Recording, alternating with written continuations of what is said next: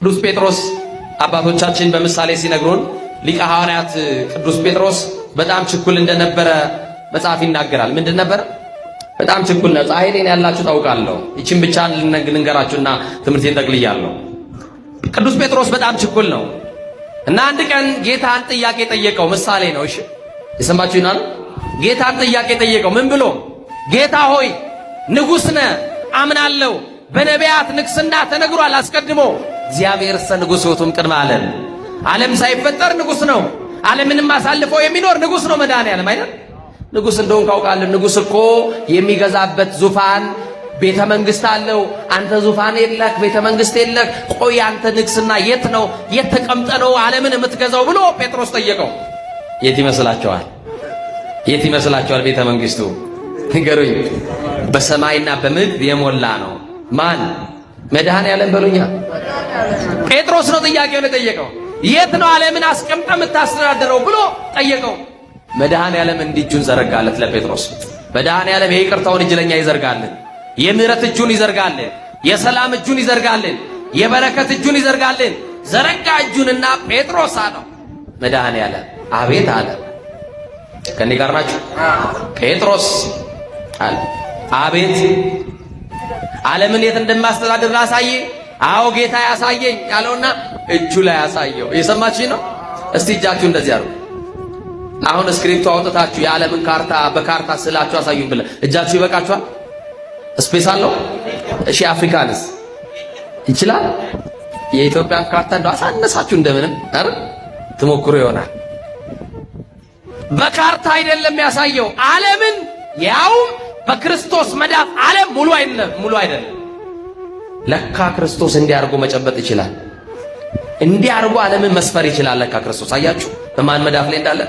ጴጥሮስ ተገረመ፣ ጴጥሮስ ተደነቀ። እንዲህ ብሎ ጠየቀው፣ ጌታ ሆይ ወይ አለማወቄ፣ ለካስ አንተ ዓለምን የምትገዛው በእጅግ በመዳፍህ ላይ አስቀምጠህ ነው። ጌታ ሆይ እባክህ እምቢ እንዳትለኝ፣ ለአንድ ቀን ዓለምን ልግዛ ላስተዳድር ስጠኝ አለው። ለስንት ቀን? ለስንት ቀን? እንደው ለአንድ ቀን ኢትዮጵያን ቢሰጣችሁ ምን ታደርጓታላችሁ?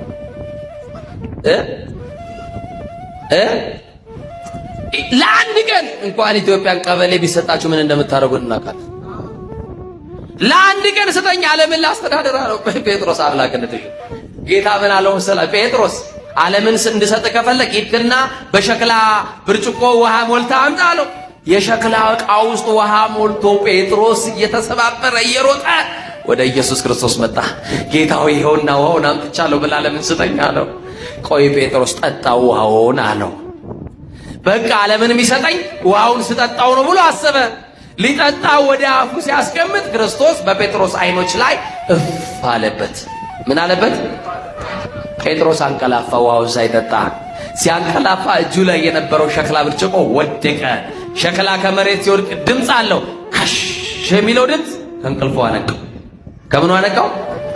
ነቃ ጴጥሮስ። ውሃውንም አልጠጣም፣ ሸክላውም ተሰብሯል። ጴጥሮስ አለው አየ እኔ ዓለምን የማስተዳድረው ስለማላንቀላፋ ነው። ለአንተ አንድ ቀን ብሰጥ በእንቅልፍ ገልብጣ ታድር ነበር አለው። ያልጠፋ ነው ከእግዚአብሔር ምሕረት የተነሳ ነው። ከፍ አድርጋችሁ አመስግኑት። በመዳፉ ላይ ያለነው የሚጠብቀን አምላካችን የማይተኛ የማያንቀላፋ ነው። ዙሪያውን ካየን አካባቢያችንን ካየን የማያስተኛ ነገር አለ። እንቅልፍ የማይወስዳቸው ጠላቶች አሉብን። በዙሪያችን ላይ ቀንና ምቹ ጊዜ የሚፈልጉ ሰዎች አሉ። አንድ ቀን በእጄ ይወድቃል ብለው የሚጠብቁን ሰዎች አሉ። ግን የሚጠብቀን የእስራኤል ታዳጊ ቅዱሱ አምላክ እግዚአብሔር በእጁ ላይ ስላደረገን አልወደቅንም። ጉድጓዱን እየደፈነልን የጠላት የመርዝ ብልቃጥ እየደፋልን እኛ ከማናውቀው እሱ ከሚያውቀው ከድንገተኛ ነገር እያስመለጠ እዚያ አደርሶናል። መድኃኔዓለም እዚያ ያደረሳችሁን በእልልታ በጭብጨባ ከፍ አድርጋችሁ አመስግኑት። እስቲ በርቀት ያላችሁ ወደዚህ ጋር ቀርብ በሉ።